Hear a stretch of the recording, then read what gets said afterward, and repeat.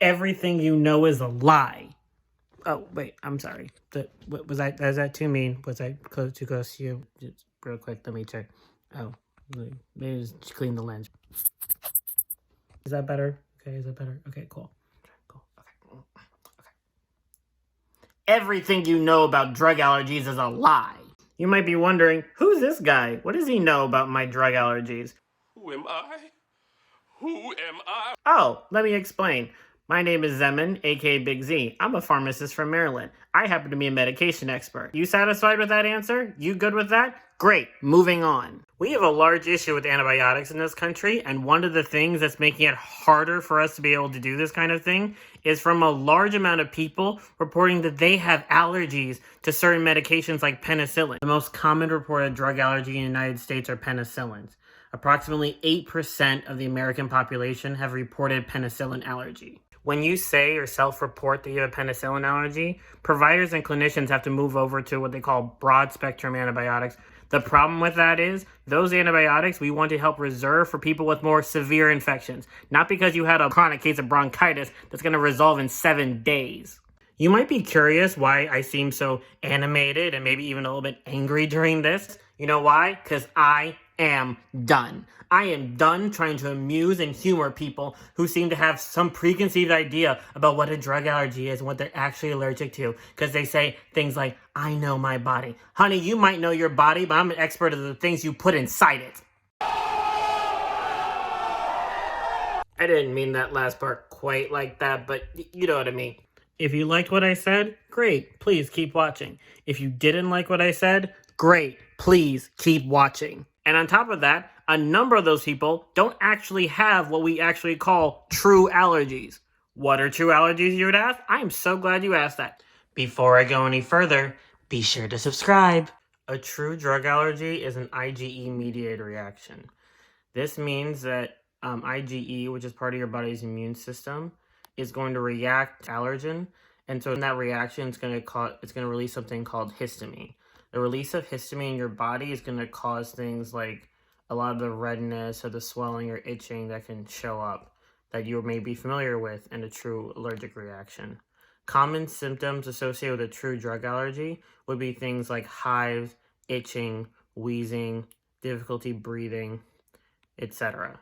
Do you know what's not a true allergy? People saying that they got nausea or a little vomiting from a given medication. Or worse, I heard that it made your stomach upset, or maybe you got a little bit of diarrhea. On the other hand, it might have been the Brussels sprouts. I'm sorry that you might have gotten that condition one time, but that's not necessarily the same thing as an allergy. And having that listed on your record when you might be in a life-threatening situation is going to deter you, cause much more money for you to get treatment, and then take away a lot of antibiotic opportunities for a lot of people. But because they decided to document they had an allergy at one point to something they probably aren't allergic to, now you're going to withdraw yourself from being able to get the treatment that you need to help stop an infection from starting really, really tiny and then turning full-blown and big real quick. Those are the kind of things that make me angry and passionate and all the other emotions you might see me talking about right now. Let me be very clear about something. If you are a person, one of the less than 10% of the US patient population who has a true reported allergy to a drug like penicillin, and it was such a bad reaction that you got severe hives, rash, and did end up going to the hospital, this video is not intended to be about you. This is about the person who went to see a doctor, a primary care doctor, once in 1994, 1987, or 1970. Someone just documented and said, must be a penicillin allergy, and for the next 30 years, you avoid an antibiotic that probably would have helped out. I'm talking about you, Karen. There are two ways for you to detect a true drug allergy. The first one is known as a skin test, where you would just take a small amount of the antigen and then inject it right over there to see if you cause a reaction. The second one is called oral challenge therapy. I believe that's how it's called. You basically take a small amount of the allergen in a therapeutic dose, and then you ingest it to see if you're going to have a reaction. Here's the funny thing about those particular tests. Less than 5% of people who have a true drug allergy test positive when they do oral challenge therapy. On top of that, about 95% of people who take a skin test show up negative.